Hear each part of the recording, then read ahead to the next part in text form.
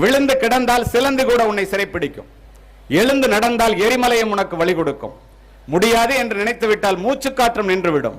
முடியும் என்று துணிந்து விட்டால் மூளைக்குள் மின்சாரம் பிறப்பெடுக்கும். தன்னம்பிக்கை என்னும் நெருப்பு பொறியை மனித மனம் தாங்கி நின்றால் எண்ணியது எண்ணியவாறு நடக்கும். இடையூறுகள் எரிந்து சாம்பலாம். இது இயற்கை. இதை யாராலும் மாற்ற முடியாது.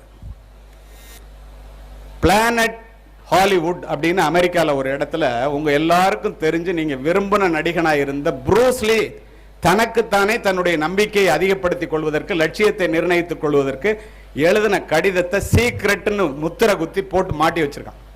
நீங்க எல்லாம் அதை படிக்கணும், இல்லைன்னா தெரிஞ்சுக்கணும். என்ன எழுதியிருக்கான் தெரியுமா? 1970ஆம் ஆண்டு 16ஆம் தேதி எழுதப்பட்ட அந்த கடிதத்திலே, நான் ஆசியாவில இருந்து $1 காசு இல்லாம அமெரிக்காவில் வந்து இறங்கியிருக்கேன். 1980ல் ஆசியாவிலிருந்து வந்து அமெரிக்காவில் ஜொலித்த